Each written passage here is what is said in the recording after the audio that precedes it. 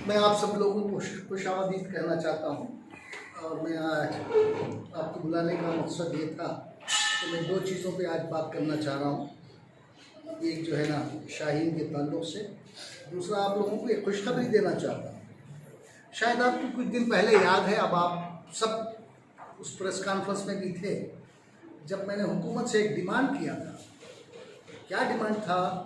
जिस तरह मुसलमानों को पूरी तरह से प्रोटेक्शन दिया जाए, और उस प्रोटेक्शन के लिए SC/ST के लिए जो राइट्स दिए हैं पर इस पे जो उनको जो ST/ST प्रोटेक्शन के लिए प्रोटेक्शन किए हैं उनके, उसी तरह का प्रोटेक्शन मुसलमानों को भी एक ये बनाना चाहिए, अमेंडमेंट करके जो है ना हमें भी उस तरह का एक SC/ST प्रोटेक्शन जिस तरह है उसी तरह का हमें ये बनाना चाहिए मुसलमानों के लिए।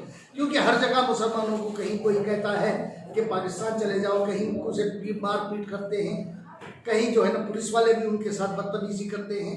इसलिए जो है ना हमारे लिए भी SC/ST की तरह प्रोटेक्शन होना चाहिए मुसलमानों को, बोल के मैंने कहा था मेरे पिछले 2-3 प्रेस कॉन्फ्रेंसों में। उसके बाद मैं उसको फॉलोअप किया। फॉलोअप करने के बाद जो है ना चीफ मिनिस्टर जो है ना उस चीज़ को जो है ना इसे रेफ़र करें, लॉ मिनिस्ट्री को रेफ़र करें। लॉ मिनिस्ट्री से एक ओपिनियन भी आया कि ST/SC कानून जो है वो पार्लियामेंट का बनाया हुआ कानून है, इस तरह का कानून बनाया नहीं जा सकता। लेकिन एक चीज़ बनाई जा सकती है कि होम मिनिस्ट्री के अंदर एक सेल बनाया जा सकता है, मुस्लिम माइनॉरिटीज़ प्रोटेक्शन सेल। इसका 2 दिन पहले CM ने भी कहा है कि बन रहा है, और होम मिनिस्टर ने भी कहा है कि इस तरह का सेल बन रहा है। ये सेल जो है ना आज या कल इसका नोटिफिकेशन होने जा रहा है।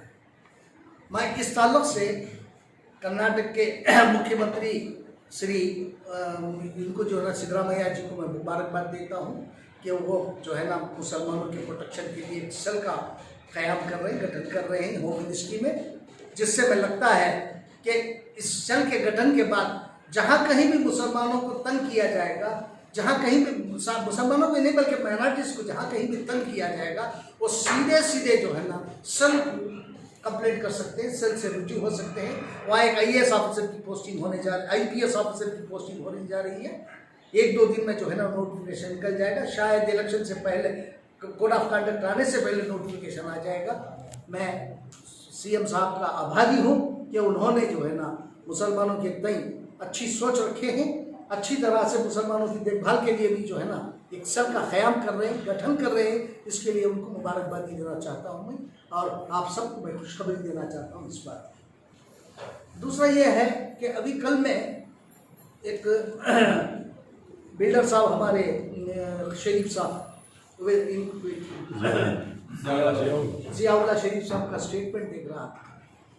भाई जब ज़ियाउल्लाह शरीफ साहब को औक़ाफ़ वक्फ़ बोर्ड ने रिटर्न इसमें दे दिया है कि आप वहाँ डबल रोड की ज़मीन पे जो है ना आप कंस्ट्रक्शन का काम कर सकते हैं, तो उनको क्यों रोक रहे हैं फिर वक्फ़ बोर्ड से? जब एक बार उन्होंने वो एक अच्छा काम कर रहे हैं, कौम के लिए कुछ अच्छा काम करें, तो उनको रुकावट क्यों पैदा कर रहे हैं? वहाँ वक्फ़ बोर्ड क्यों रोक रहा है उनको? जब आपने एक बार उनको परमिशन दे दिया, ये वक्फ़ बोर्ड का काम नहीं है, किसी का नहीं है, मुसलमानों के लिए कर रहे हैं, करोड़ों रुपये अपनी जेब से खर्च कर रहे हैं, तो इसे रोकने की क्या ज़रूरत है? क्यों रोका जा रहा है? उनको रोकना नहीं चाहिए, उनको काम भी रोकना नहीं चाहिए। हम लोग उनके साथ हैं, हम लोग शरीफ साहब के हैं, साथ हैं। उनको काम बिल्कुल रोकना नहीं चाहिए और उनको आगे बढ़ना चाहिए और काम को उनको आगे बढ़ाना चाहिए। उनको रोकने की कोई ज़रूरत नहीं है। देखते वो कौन आता है वहाँ रोकने के लिए, हम लोग वहाँ पहुँचेंगे। अगर हमारी ज़रूरत पड़ी तो हम उनको वो काम रोकने नहीं देंगे, क्योंकि वो कौम के लिए काम हो रहा है। जब कौम के लिए काम हो रहा है तो किसी को रोकने का हक रहता ही नहीं। जब औक़ाफ़ वक्फ़ बोर्ड ने एक उनको आर्डर दे दिया, उनको एक रिटर्न परमिशन दे दिया, तो क्यों नुकसान कर रहे हैं उनका? हाँ, अगर मेरी तरफ से एक बात कहना चाहता हूँ ज़ियाउल्लाह शरीफ साहब को, अगर वहाँ कोई आपको दिक्कत हो रही है, अगर वो लोग आपको तंग कर रहे हैं, अगर आप उससे वहाँ से हटकर कहीं और बनाना चाहते हैं, तो बन्नरघट्टा में मेरी ज़मीन है, 15 एकड़ मेरी ज़मीन है, मेन रोड पे है। उस ज़मीन में से 5 एकड़ ज़मीन मैं उनको देता हूँ। 5 एकड़ ज़मीन आज कल आइएगा, कल मैं सुबह रजिस्टर करके दे दिया मैं उनको। यहाँ तो 1 एकड़ की बात है, मैं तो 5 एकड़ दूंगा आपको। ज़ियाउल्लाह शरीफ साहब आप आइए आगे बढ़ के, अगर वहाँ कोई दिक्कत होती है तो छोड़िए उस चीज़ को। आइए, मैं 5 एकड़ ज़मीन आपको देता हूँ, कल आप रजिस्टर करा लीजिए, कल सुबह में तैयार हूँ। क्लियर है? ये जो है ना इसके जो है ना, इसका रोड है ना आपका हिमालय ड्रग्स का जो रोड है, अंदर से जो भैंसरगट्टा से जाता है, उसी गोल्डन पाम जो संजय का जो रसाड़ था, उसी रोड पे है मेरी ज़मीन। मेन रोड के ऊपर है, मेन रोड के साथ लगी हुई है। माकड़ी है, नहीं, माकड़ी तक निकलता है वो रास्ता, माकड़ी निकलता है। ये हैसरगट्टा से 2 किलोमीटर पे है वो रास्ता, जो है ना माकड़ी में निकलता है इसके पास। तो मेन रोड है वो, मेन रोड को लगी हुई है। मेरे ज़मीन के बाजू जो है ना राजीव गांधी हाउसिंग कॉरपोरेशन के 2000 फ्लैट्स आए, मेरे बिल्कुल सटी हुई मेरे साथ ही जो ज़मीन है वहाँ है। मैं वहाँ 5 एकड़ ज़मीन आपको देता हूँ, आप वहाँ करिएगा। जब खौफ का एक काम हो रहा है तो क्यों रोका जा रहा है इसे? क्या ज़रूरत है रोकने की? तो ऐसा करके जो ना खौफ को पीछे डाल दिए लोग। जब वक्फ कैसे कैसे लोगों को आपकी ज़मीन दी है वक्फ बोर्ड वालों ने, चोरों को, उचक्कों को, गैर गलत काम करने वालों को, फ्रॉडों को आप ज़मीन देते हैं। एक अल्लाह का बंदा एक सामने आके आगे आके जो है ना उस पर अगर कुछ कौम के लिए बनाना चाहता है, करोड़ों रुपये अपने जेब से खर्च करना चाहता है, तो आप उसे रोक क्यों रहे हैं? और वक्फ बोर्ड को चाहिए कि उनको रोकने की ज़रूरत नहीं है और रोकना नहीं चाहिए, क्योंकि अगर रोकेंगे तो बुरा होगा इनका, वक्फ बोर्ड वालों का। हम खामोश नहीं बैठेंगे। कौम की मिल्कियत है, कौम की मिल्कियत कौम वाले को देने की क्या ज़रूरत है? जब आप दूसरों को देते हैं, गैर कौमों को देते हैं, उनको लीज पे देते हैं। एक स्वामी जी को आप दे दिए वहाँ इसमें जाके कुर्गी में, और यहाँ जो है ना शिव समंदर में एक हिंदू को आप दे दिए। तो मुसलमान अगर दे दिए, देने के बाद आप क्यों रोक रहे हैं उसे बनाने से? आपको रोकना नहीं चाहिए। कोई भी दिक्कत होती है तो हम वहाँ पहुँच जाएंगे। इस बात का वक्फ बोर्ड को हम नोटिस दे रहे हैं आज। दूसरी बात यह है कि शाहिद के ताल्लुक से मैं एक प्रेस कॉन्फ्रेंस किया था, मैं 27/10/2023 को। उसमें मैं ये इशू उठाया था कि उसमें कई जो है ना औकाफ की जायदादें जो है ना उनको कम किराए पे जो है ना ये दिए, लीज पे दिए हैं, कम किराए पे। इलीगल लीज था उनका सब। उसमें जो है ना क्या होगा, जब मैं 27/10/2023 को जब मैं एक प्रेस कॉन्फ्रेंस किया तो उस टाइम पे जो है ना उनके बीदर से जो है ना मेरे पास फ़ोन आया खदीर साहब का। दूसरे दिन मेरे पास फ़ोन आया, क्योंकि कई लोग मुझे कहने लगे, कई लोग आपने प्रेस वाले भाइयों ने भी मुझसे कहा कि आप खामोश क्यों हो गए, क्यों काम नहीं कर रहे, क्यों शाहीन का मसले को आपने छोड़ दिया। मैं छोड़ा नहीं था, मैं इंतज़ार कर रहा था, मैं एक झूठे वादे में आ गया था। तो खदीर साहब का मेरे पास 27 या 28/10 को मेरे पास फ़ोन आया और उन्होंने मुझसे कहा कि अशरफ साहब आप बजा करें, आपने सही कहा है कि वो औकाफ की जाएगा। मैं जो है ना आपको 2-3 दिन का मुझे वक्त दीजिएगा, मुझे मालूम है वो जो है ना दरगाह की जगह है, मैं वापस कराऊँगा। अब मुझ पर भरोसा रखिएगा। मैं उन पर भरोसा किया। उसके बाद जो है ना मैं खामोशी इख्तियार किया। उन्होंने कहा कि मैं यूएस जा रहा हूँ, यूएस जाके आने के बाद फ़ौरन जो है ना हम लोग इस पर बैठ के बात कर लेंगे। और मैं मेरे भाई और मेरे भतीजे को दोनों को मैं समझा रहा हूँ कि वो जो जायदाद है वो औकाफ की जायदाद है, औकाफ को वापस करनी है, मैं कराऊँगा। ये वादा उनका मेरे पास था। जब वो यूएस गए, यूएस से आने के बाद 1 महीना 1.5 महीने बाद वो आए, मैं उनसे पूछा कि भाई क्या ये है, तो उन्होंने कहा कि मैं आ जाता हूँ, बैठ के बात करेंगे। फिर दूसरे तीसरे दिन उन्होंने मुझे फ़ोन किया, फ़ोन करके कहने लगे कि अशरफ साहब आप ऐसा करिएगा, एक प्रेस कॉन्फ्रेंस बुला लीजिएगा और मुझे डेट बता दीजिएगा, मैं आऊँगा, मेरे भाई और मेरे भतीजे को भी साथ लेके आऊँगा। आने के बाद जो है ना हम प्रेस कॉन्फ्रेंस में अनाउंस करेंगे कि भाई ये जायदाद हम वापस वक्फ बोर्ड को दे रहे हैं। यही वादे के मुताबिक मैं खामोश रहा, मैं खामोश नहीं था। जब मैं ये समझ रहा था, जब वो मुझसे वादा कर रहे हैं तो मैं ये समझा कि वक्फ बोर्ड की प्रॉपर्टी वक्फ को आ जाएगी, क्यों मैं खामखा उसमें ये करूँ, इसलिए मैं खामोशी इख्तियार किया। उसके बाद जो है ना मैं इनको कई बार फ़ोन किया, जवाब नहीं आया मुझे। एक दिन मैंने उनसे कहा कि मुझे मिलना है, अगर आप कहें तो मैं भी इधर आ जाऊँ। तो उन्होंने कहा कि नहीं मैं आ रहा हूँ। दूसरे दिन वो आ गए। आने के बाद खैर बैठे, मेरे घर पे ही बात हुई, आधा 1-2 घंटे बात हुई हमारी उनकी। तब उन्होंने कहा कि इस पर कोई उन्होंने ये नहीं किया, नोटिस ही नहीं लिया। फिर आखिर में मैंने उनसे पूछा भाई कब बुलाएंगे, अब आप आ गए हैं तो प्रेस कॉन्फ्रेंस बुला के उसको डिक्लेयर कर दीजिएगा वक्फ की प्रॉपर्टी है और सारे डॉक्यूमेंट्स जो है ना उनको दे दीजिएगा। तो तब कहने लगे कि नहीं अशरफ साहब, वो हमारे भाई और हमारे भतीजे से बात हुई, आप अगर वो प्रूव करवा दें कि वो औकाफ की जायदाद है तब हम उसको आपको वापस करें। मैंने कहा ये बात गलत है, आप पहले क्यों नहीं बताया ये बात? आप तो कह रहे थे कि प्रेस कॉन्फ्रेंस को बुलाओ, हम डिक्लेयर कर देंगे, अब क्यों बात कर रहे हैं इससे? नहीं, वो हमारे घर में बात हुई, बात होने के बाद जो है ना हम लोगों ने ये फैसला लिया है जब प्रूव हो जाए। मैंने कहा प्रूव होने का क्या है, 68 के गेजेट में जो है ना उस अदारे की जायदाद है, वो 72 के गेजेट में उसकी अदारे की जायदाद है, वो उसके ऊपर बाकायदा जो है ना सरकारी मोहर लगी हुई है।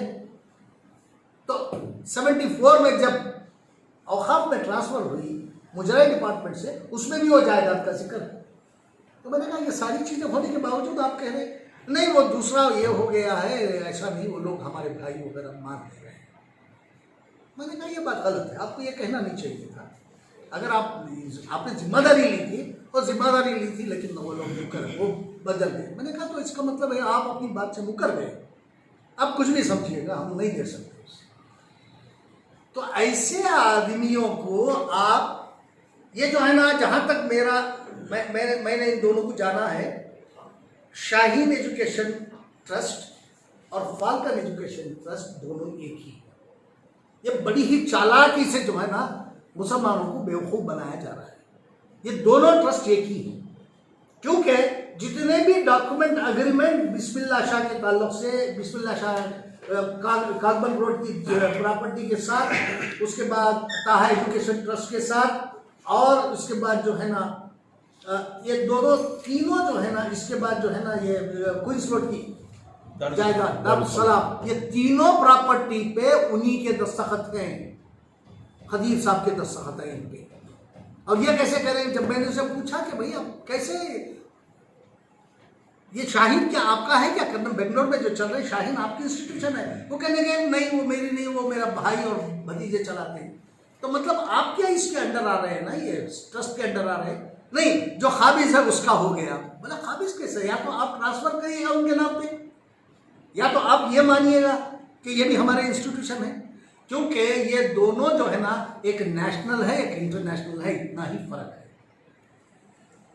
एक नेशनल एक इंटरनेशनल। और मुझे कई जगह अमेरिका से भी मेरे पास कई फ़ोन आए और इनके बारे में बात किया मेरे से, और उन्होंने कुछ जानकारी भी हासिल की। वो और बात है, मैं बाद में कभी बताऊंगा, उस पर भी काम चल रहा है। तो ये लोग जो है ना बिल्कुल मुकर गए, और इनको जो है ना अल्लाह रसूल का कोई डर है नहीं। जब आपने एक वादा किया तो वादे के मुताबिक आपको चलना चाहिए। अगर मैं झूठ बोल रहा हूं, अगर मैं गलत बोल रहा हूं, तो खदीर साहब से मेरी ये गुजारिश है कि वो आ जाए रमजान के महीने में, कोई भी मस्जिद में बैठ जाएंगे, आप अपना बयान दे दीजिए, मैं अपना बयान दे देता हूं, कौन सच्चा है कौन झूठा है पता चल जाए। आप पूरी तरह से मुकर गए अपनी वादे से, ये कह दिया कि हम नहीं दे सकते। तो इसका क्या मतलब है? इनको सिर्फ जो है ना जायदाद और पैसे से मतलब है, और किसी चीज से इनका मतलब नहीं है। और ये दो भी एक ही थैली के चट्टे बट्टे हैं, ये दो फाल्कन, ये सब बेवकूफ बनाने की बात नहीं है। रहा अब बीदर की लैंड का, बीदर की लैंड जो है ना 12 एकड़ 11 कुंटे है ना, अब वो ज़मीन उनके पास है। इस पे जो है ना वक्फ बोर्ड ने नोटिस भी इनको जारी किया है। नोटिस जारी करने के बावजूद भी जो है ना उसके अंदर जो है ना आई गेस ये नोटिस जो है ना सेक्शन 60 और 60A के तहत वक्फ एक्ट 1995 के तहत जो है ना इनको नोटिस दिया गया है। इस नोटिस के तहत जो है ना काम बहुत धीरे से हो रहा है। वक्फ बोर्ड के CEO को चाहिए कि इसे एक्सपीडाइट करें। जो नोटिस इन्होंने 2020 में दिया है, 22 में दिया है, 22 से अब तक पेंडिंग की है, वो 26/8/22 को इन्होंने नोटिस दिया है। अब्दुल मन्नान साहब, उसके बाद उनकी फैमिली के मेंबर्स अब्दुल सुभान और उनके वालदा, इन तीनों के नाम 26/8/22 को इन्होंने नोटिस दिया है। ये चौथा महीना है, ये 2024 है। अब इतनी देर तक पेंडिंग क्यों है? सीईओ को फौरन एक्सपीडाइट करना चाहिए, इस चीज़ को एक्सपीडाइट करके जो है ना उनका जो ये है क्लेम जो है ना उसके फेवर में जो है ना औकात के फेवर में जो है ना इनको फैसला देना चाहिए। देकर जो है ना ये प्रॉपर्टी जो है ना बीदर की प्रॉपर्टी को अपने कब्जे में लेना चाहिए। और दूसरा ये है कि देखो वक्फ एक्ट बहुत क्लियर है। वक्फ एक्ट क्या कहता है, अगर एक आदमी किराएदार भी है, अगर एक कोई फर्द किराएदार है, वक्फ बोर्ड के किसी भी इंस्टीट्यूशन में वो किराएदार है, तो वो किसी भी वक्फ इंस्टीट्यूशन का, किसी भी मस्जिद का, किसी भी दरगाह का वो मेंबर नहीं बन सकता। वक्फ एक्ट बहुत क्लियर कहता है। जब एक इंसान 12 एकड़ 11 कुंटे जमीन कब्जा कर लेता है तो आप उसको दूसरी जायदाद लीज पे कैसा देंगे? ये वक्फ एक्ट के खिलाफ है। 4 जायदादें आपने 4 प्रॉपर्टीज उनको दिए हैं। पहली प्रॉपर्टी है ताहा एजुकेशन ट्रस्ट, ये 25,000 ये है। पहले इनका अग्रीमेंट क्या है, 2 अग्रीमेंट कर लिए। देखिए कितना धांधली है। देखिए इसमें पहला अग्रीमेंट होता है 10/3/2014 को, 10/3/14 को पहला अग्रीमेंट होता है, वो 11 महीने का होता है। उसके बाद जो है ना 3/17 को, एक हफ्ते में ही दूसरा अग्रीमेंट करते हैं। क्यों? और जब उनको 3 साल का ये करते हैं, 15 साल का ये देते हैं। पहला अग्रीमेंट को माने, अब हम दूसरे अग्रीमेंट को माने। ऐसी धांधली क्यों हो रही है? मेरे पास अग्रीमेंट की कॉपी है, मैं आपको दे सकता हूं। पहला अग्रीमेंट होता है 10/3 को और उसको अग्रीमेंट को बदल देते हैं। फिर बदल के जो है ना 17 तारीख को ये करते हैं, फिर एक अग्रीमेंट, नया अग्रीमेंट करते हैं 15 साल का। पहले अग्रीमेंट में 2 लोग दस्तखत करते हैं, 5 लोग दस्तखत करते हैं पहले अग्रीमेंट में। दूसरे अग्रीमेंट में सिर्फ 2 लोग दस्तखत करते हैं। अब ये क्या करना चाह रहे हैं आप? वक्फ बोर्ड खामोश क्यों है? जब अग्रीमेंट पहला था तो दूसरा क्यों बदला? 11 महीने से 15 साल कैसे बदल गए? इलीगल काम क्यों कर रहा है वक्फ बोर्ड? ऐसे इलीगल चीजों को अप्रूवल क्यों दे रहा है? अब हम किसको ऑथेंटिकेट डॉक्यूमेंट समझे? वक्फ बोर्ड जो है ना किसी भी प्रॉपर्टी का मालिक नहीं है, मुसलमान औकाफ की जायदाद का मालिक है, क्योंकि ये मुसलमानों को दी गई है, वक्फ बोर्ड को नहीं। Waqf board is only a custodian, देख रेख के लिए है वक्फ बोर्ड। वक्फ बोर्ड इसका कोई मालिक नहीं है। ये जो है ना मुसलमानों की फलाह व बहबूदी के लिए हमारे बड़ों ने देकर गए हैं। वक्फ बोर्ड सिर्फ कस्टोडियन है। आप जो चाहे इलीगल काम करते जाएंगे और हम बैठ के खामोश देखते रहेंगे क्या? उसके बाद जो है ना ये एमओयू करते हैं। इसके बाद जो है ना एडिशनल कंस्ट्रक्शन हो जाता है। पहले तो ताहा का जो ये है वो पीयूसी कॉलेज चलाने के लिए लेते हैं।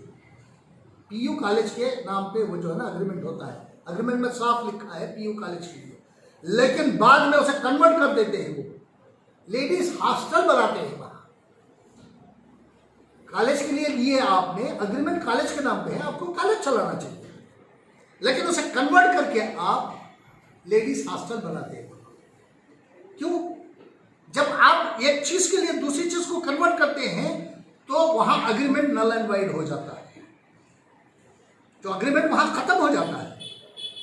और आपने वहां कंस्ट्रक्शन का काम कर दिया, इलीगल कंस्ट्रक्शन का काम कर दिया, काम शुरू किया और काम कर भी दिया, तो आपको जो है ना बीबीएमपी की तरफ से 26/9/23 और 25/11/23 को नोटिस आ गई। क्या नोटिस आई कि आप अपना ये बताइएगा किस आधार पे आप जो है ना ये कंस्ट्रक्शन कर रहे हैं, जबकि आपके पास कोई परमिशन नहीं है बीबीएमपी का, ना आपके पास कोई सैंक्शन प्लान है, ना आपके पास कोई नक्शा है। आप किस तरह से आप इसको ये कर रहे हैं, कंस्ट्रक्शन कर रहे हैं। आप लेके आइए अपने डॉक्यूमेंट्स सारे। अब डॉक्यूमेंट्स लेके नहीं गए, 2 नोटिस आ गए हैं, तीसरी नोटिस हम लोगों ने रोका है क्योंकि जायदाद हमारी है। तीसरी नोटिस आने के बाद फौरन जो है ना डिमोलिशन का काम शुरू हो जाएगा। अगर खुदा ना करे डिमोलिशन हो गया तो इसकी जिम्मेदारी कौन होगी? कौन लेंगे? शाहीन वाले लेंगे, शाहीन वाले तो भाग जाएंगे वहां से। कौन लेगा? किसका नुकसान, किसका हो रहा है? नुकसान हमारा हो रहा है, इनका नहीं हो रहा है। शाहीन वाले क्या आज है, कल चले जाएंगे वो लोग। तो 2 नोटिस ऑलरेडी आप इशू हो चुके हैं। एक नोटिस है 26/9 को, दूसरी नोटिस है 25/11। 2 नोटिस ऑलरेडी आ चुके हैं। अब वो जो है ना डेमोलिशन के लिए अनऑथराइज कंस्ट्रक्शन डिक्लेयर करती है। अब डेमोलिशन के लिए वो लोग आ जाएंगे। हाँ, आला अफसरों को बोल के उसके रोकथाम किए हैं। इंशाल्लाह देखेंगे। अगर ये चीज वापस वक्फ बोर्ड में आ जाती है तो मैं ये कोशिश करूंगा कि उसे नक्शा पास करके कुछ फाइन वाइन डालना पड़ेगा। वो डलवा के ये करके जो है ना उसे उस बिल्डिंग को बहाल करेंगे। जब तक इनके पास है हम नहीं करेंगे कुछ। वापस वक्फ बोर्ड में आ जाए तो हम पूरा उस कोई भी खर्चा उनका नहीं है, हम अपने हाथ से खर्च करेंगे और वहां जो है ना उसे इलीगल जो है ना उसको इंशाल्लाह लीगल करके देंगे। उसके बाद जो है ना एक और प्रॉपर्टी हमारी उनके पास है दारुस्सलाम की, 25,000 स्क्वायर फुट। ये 3rd फ्लोर भी इन्होंने जो बनाया उसमें इलीगल, उसे भी परमिशन नहीं। ये पूरे इनके धंधे जो है ना इलीगल है, लीगल कुछ भी नहीं है इनके पास। ना इनके पास कोई लेबोरेटरी है, ना इनके पास कोई लाइब्रेरी है, ना और कोई है। एक्सेस स्टूडेंट्स ये एडमिट करते हैं, एक्सेस स्टूडेंट एडमिट करके दूसरे कॉलेजों में भेजते हैं। अभी देखिए कुछ बच्चों को जो है ना इन्होंने मदनी हाई स्कूल में ट्रांसफर किया। एडमिशन तो ये ले लिए, पैसा ये ले लिए, उसके बाद जो है ना अब एग्जाम दिला रहे हैं, एडमिशन उनका एग्जाम दिला रहे हैं मदनी हाई स्कूल में। तो हमारे बच्चों के फ्यूचर के साथ क्यों खेल रहे हैं आप? इनका जो इनटेक है, इनके पास 2 ही कॉलेज है, मेरे पास उसके ये है 2 कॉलेज है। इन्होंने 4-5 कॉलेजेस चला रहे हैं इलीगली। 2 कॉलेजेस है, परमिशन सिर्फ 2 कॉलेजेस का है इनके पास, लेकिन चला 5 रहे हैं। कैसा चला रहे हैं? एक्सेस एडमिशन करते हैं, वहां देते हैं, it is nothing but A coaching classes. दूसरे कॉलेजेस को भेज के एग्जामिनेशन देते हैं। अब वो सारे डॉक्यूमेंट्स हमारे पास आ गए हैं, इसलिए मैं अब कुछ भी कहना नहीं चाह रहा इस बारे में, उस चीज को मैं सामने लाना नहीं चाह रहा, क्योंकि बच्चों पे इसका असर पड़ेगा। बच्चों के एग्जाम हो जाए उसके बाद मैं इस चीज को सामने लाऊंगा। पहले तो बच्चों के, क्योंकि अब बच्चे पढ़ रहे हैं, एग्जाम की तैयारी कर रहे हैं। अब ऐसे में अगर उनको कोई प्रॉब्लम महसूस हुआ, अगर हम कुछ कहेंगे तो उनकी पढ़ाई पे असर होता है। इसलिए जो है ना हम खामोश हैं। इसके बाद जो है ना उसको बाद रमज़ान के इंशाल्लाह बच्चों का एग्जाम हो जाए, उसके बाद सारी चीज़ें लाएंगे। मदनी स्कूल में कितने गए, कौन सी कॉलेज में, PU कॉलेज में इन्होंने कितने बच्चे ट्रांसफर किए, और इनके पास सर्टिफिकेट, इनके पास एडमिशन रिकॉर्ड है ना, रिकॉर्ड लेके आए, उसका सर्टिफिकेट कहाँ से आ रहा है दिखाएं बाद में। तो उनका इंटेक कितना है उससे जो है ना ये स्टूडेंट भी ज्यादा एडमिट नहीं कर सकते, लेकिन कर रहे, पैसे मिल रहा है उनको तो पैसा लूटने के लिए कर रहे हो। उसके बाद जो है ना फीस तो बहुत ज्यादा चार्ज कर रहे हैं। और जो पैसा ये माइनॉरिटी डिपार्टमेंट से इंडियन माइनॉरिटी डिपार्टमेंट से जो है गवर्नमेंट ऑफ इंडिया से जो पैसा इनको आया करोड़ों में है, उसके बाद डॉक्यूमेंट तैयार हो गए हैं वो, और डॉक्यूमेंट लेने में इसलिए देर हुई क्योंकि जब तक हमारे पास कोई डॉक्यूमेंट नहीं हो, बोलना जो ना हवा में बात करना अच्छा नहीं समझता, मैं वो बात नहीं करता।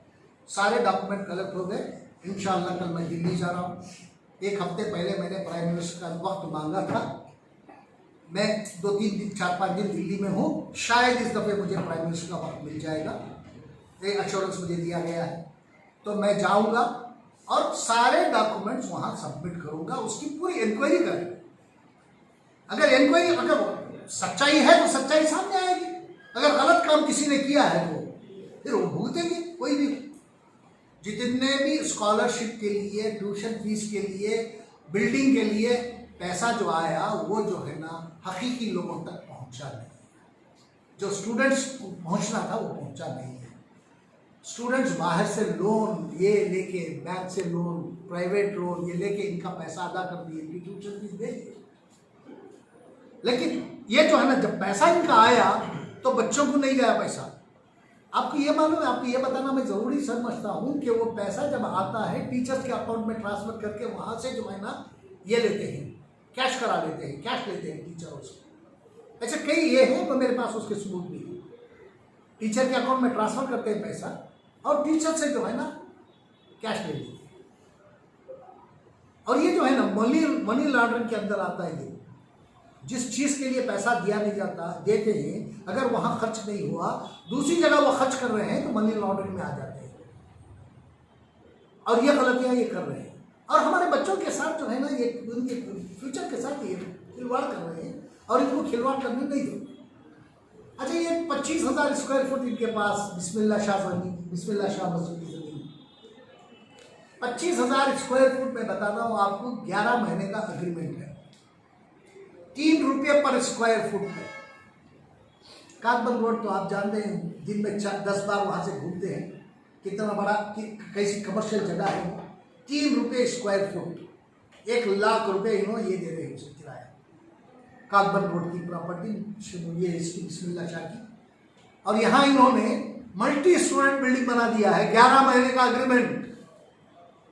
आपको किसने इजाजत दी? और यहाँ भी जो है ना अभी बीबीएमपी की तरफ से नोटिस आ गई, 25/9/2023 को इन्होंने बीबीएमपी ने नोटिस दे दिया।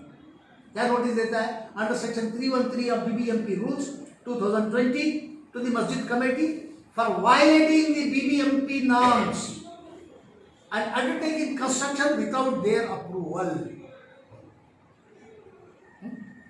अब ये जो है ना मल्टी स्टोरेज 4 फ्लोर या 3 फ्लोर या 4 फ्लोर की बिल्डिंग बनाती है वहाँ 25,000 जगह में, और 25,000 जगह का किराया कितना? 1 लाख रुपये। 25,000 स्क्वायर फुट में 1 लाख रुपया है। अगर डिवाइड करेंगे आप महीने में तो 3 रुपये स्क्वायर फुट को। तो हमारी जायदादें क्या इतनी आसान है क्या? इतनी आसानी से क्यों वक्फ बोर्ड दे रहा है? एक वक्फ बोर्ड का आला ओहदेदार जो है ना उनकी एक कॉलेज का एडमिनिस्ट्रेटर है कोई इसमें हुबली में। आप कुछ भी कर लीजिए, बाहर कर लीजिए वो, लेकिन वक्फ बोर्ड की जायदाद के साथ कोई भी खिलवाड़ करता है तो बर्दाश्त नहीं किया जाएगा। अब यहां बीबीएमपी नोटिस आ गई, बीबीएमपी की। अब यहां अगर डेमोलिशन का काम हुआ तो इसकी जिम्मेदारी किसकी? कौन देखेगा? किसकी जिम्मेदारी होगी और कौन बर्दाश्त करना है वो डेमोलिशन? सिर्फ डेमोलिशन करने के बाद कास्ट इंपोज करते हैं, डेमोलिशन का कास्ट भी वो गवर्नमेंट के रूल के मुताबिक कास्ट भी आपको देना पड़ेगा। ये लोग देंगे? अब इसका जवाब चाहिए हमें वक्फ बोर्ड से कि आपने क्या कार्रवाई की है इसके खिलाफ। जब आपको नोटिस आप पहुंच गई है, डेमोलिशन नोटिस आपको दे दिया गया है, तो आप अब तक खामोश क्यों बैठे हैं? एक और जायदाद हमारी है इनके पास, दरगाह हजरत सादिक अली शाह कॉम्प्लेक्स, रोशन मस्जिद कॉम्प्लेक्स, ये मैसूर रोड। ये जायदाद जो है ना इसके बस स्टॉप के करीब है। क्या बस स्टॉप है ये? हाँ, सेटेलाइट टाउन के बस स्टॉप के करीब है। मैं कुछ लोगों के पास मिलने गया वहाँ, तो हमारी बिल्डिंग के बाद तीसरी बिल्डिंग है एक, वहाँ एक पत्ते तंबाकू का दुकान है। 20 भी 18 नहीं 12 भी 20, 360 स्क्वायर फुट की दुकान है। मैंने पूछा कि साहब आप क्या किराया दे रहे हैं? उन्होंने कहा कि 1,60,000 रुपये किराया दे रहा हूँ। कितनी जगह का? 360 स्क्वायर फुट का किराया 1,60,000 रुपये। और यहाँ इन्होंने जो है ना 2 फ्लोर लिए हैं, 2 फ्लोर इनके कब्जे में है, और इलीगल कॉलेज है वो। कॉलेज लीगल नहीं है, वो इलीगल है। तो आप वहां जो है ना किराया कितना कोई डिस्क्लोज नहीं किया, कितना किराया दे रहे हैं आज तक डिस्क्लोज नहीं है। वक्फ बोर्ड वाले भी डिस्क्लोज नहीं कर रहे हैं। और जो है ना आज तक रेंट नहीं मिला है किसी भी इंस्टीट्यूशन को। लाखों रुपए मैं इनसे सवाल किया खदीर साहब से, क्योंकि आपका अदारा क्यों इतना पैसा बकिया रखा है, क्यों नहीं दे रहे आप? उन्होंने कहा कि नहीं साहब वो ऐसा है कि हमने मेरे भाई को और मेरे भतीजे को कह दिया है, वो फौरन किराया जो है ना जिस चीज़ का बाकी है वो हम अदा कर देंगे। ये इनके कहने के बाद 6 महीने हो गए इनका कहना, 6 महीने से आज तक जो है ना किराया बढ़ता जा रहा है और एक पैसा किराया इन्होंने दिया नहीं। इनके पास एक KSRTC का एक ये है मैसूर में, एक कॉलेज चला रही KSRTC, 70 पर 8,000 रुपये किराया, 21,000 स्क्वायर फीट का ये लिए है उन्होंने फर्स्ट फ्लोर। एक KSRTC का ये है, बस स्टॉप के ऊपर लिए है ये।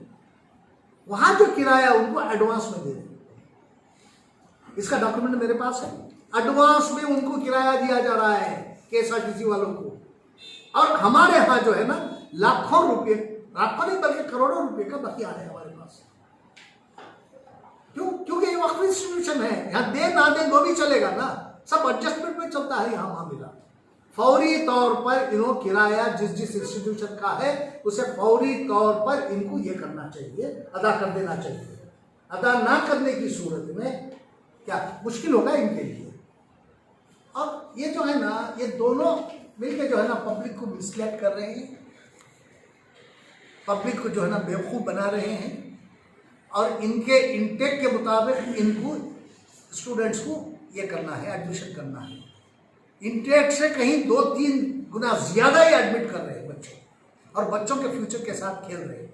ये इसका मैं आगे एग्ज़ाम हो जाए बच्चों का, और सारी चीज़ें मैं ला के आपके सामने रखूँगा, और वो बच्चों के डॉक्यूमेंट सारे ला के रखूँगा मैं, और उनने जो फीस जो जमा किए हैं उसके डॉक्यूमेंट सब कलेक्ट किया हुआ है मेरे पास है सब। अब स्टेट गवर्नमेंट से भी मैं ये करूँगा, रिक्वेस्ट करूँगा कि यहाँ से जितना पैसा इनको मिला है उसके डॉक्यूमेंट मैं कलेक्ट कर रहा हूँ, इसलिए स्टेट गवर्नमेंट के बारे में कुछ नहीं कह रहा हूँ मैं भी। जब तक मेरे हाथ में डॉक्यूमेंट ना आ जाए मैं कोई बात नहीं करता, आ जाएंगे तो तब मैं बात करूँगा। मैंने इनसे अपील की है, वक्फ बोर्ड से, CO से ये कहा है कि आप फौरी तौर पर इन चारों प्रॉपर्टीज के लीज को जो है ना टर्मिनेट करें,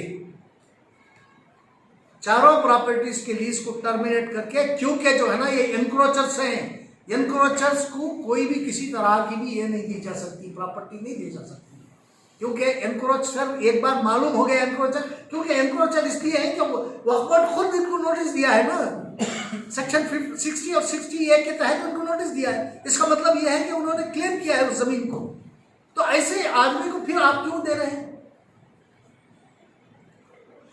क्या मतलब है देने का? आप फौरन इसे 30 दिन के अंदर, 30 डेज के अंदर आप इसको एनक्रोचर को हटाएंगे नहीं और इस प्रॉपर्टी को वापस नहीं लेंगे तो मुझे मजबूरन, मैंने लिख दिया है, मुझे मजबूरन लोक आयुक्ता में कंप्लेंट दाखिल करना पड़ेगा, और मैं इससे पीछे हटूंगा नहीं, चाहे कुछ भी हो जाए मैं पीछे हटूंगा। 30 दिन के अंदर, 30 दिन इसलिए कि रमजान मुबारक है, इसलिए मैंने 30 दिन का वक्त दिया है इनको। 30 दिन के अंदर अंदर CO को और बोर्ड को चाहिए कि इनकी चारों बिल्डिंगों की लीज एग्रीमेंट को कैंसिल करके, क्योंकि सब इलीगल है, कोई भी 11 महीने से ज्यादा का इनके पास एग्रीमेंट है ही नहीं, 11 महीने में बिल्डिंगें बना दे रहे। इनके बाप दादा की जायदाद है ना, 4-4 फ्लोर की बिल्डिंगें बना दे रहे। 11 महीने के एग्रीमेंट में कोई करता है क्या, बताइए मुझे। अगर इनके पास 30 साल का एग्रीमेंट होता, हाँ चलो भाई बिल्डिंग बना लिए हैं, आ जाएगा, 30 साल है इनके पास, लेकिन नहीं, ये नहीं है। ये 11 महीने के एग्रीमेंट में मल्टी स्टोरी बिल्डिंग बना रहे हैं भाई। कितना कॉन्फिडेंस है देखिए इनके पास, मुसलमानों की जायदाद मुफ्त में मिल रही है इनको, और 30 दिन का वक्त है वक्फ बोर्ड के पास, CO के पास। अगर CO 30 दिन के अंदर अंदर इस पर एक्शन नहीं लेते हैं तो मजबूरन सारी चीजें जो है ना मुझे लोक आयुक्ता के सामने रखना पड़ेगा। शुक्रिया। रोड की ताहा की ताहा एजुकेशन ट्रस्ट की प्रॉपर्टी है, number 2 Darussalam building Queens road की, नंबर 3 बिस्मिल्लाह शाह की पीछे, इसके पास पीछे के रोड पे बिस्मिल्लाह शाह मस्जिद, चौथी मैसूर रोड की दरगाह हजरत सादिक अली शाह कॉम्प्लेक्स, रोशन मस्जिद कॉम्प्लेक्स, मैसूर रोड। ये 4 प्रॉपर्टी है। बीदर की प्रॉपर्टी जो है ना उसका सर्वे नंबर है, total survey number 85 at Haldkeri village Bidar. बिना से सटा हुआ है भाई, सटा हुआ है। आपको ये जानकर हैरत होगी, बाजू की 18 एकड़ प्रॉपर्टी मन्नान साहब की है। बाजू की बिल्कुल लगी हुई प्रॉपर्टी मन्नान साहब की है 18 एकड़, और ये 12 एकड़ इन्होंने 30 एकड़ बना के जो है ना इसमें लेआउट बनाने की कोशिश कर रहे हैं। मैं बीदर गया, लोगों से मिला, तो लोगों का क्या ये था, रिएक्शन था, मैं कह नहीं सकता। और ये बात मैं खदीर साहब को बताया भी, मैं कहा था आप हमें बताते, मैंने कहा मैं नहीं, मैं आया था अकेला, मैं लोगों से मिलना चाह रहा था, प्रॉपर्टी कहाँ है देखना चाह रहा था, मैं देखा आ गया वापस। और कहा क्या आपके ताल्लुक से किसी के भी ये जो है ना आपका आज आपका कोई इमेज नहीं है, बोला मैं इनको ऐसी बात बोला, आपका कोई इमेज बरकरार नहीं है वहाँ, आपके बारे में लोग जो है ना बहुत गैर गलत बातें की, ये भी बोला मैंने।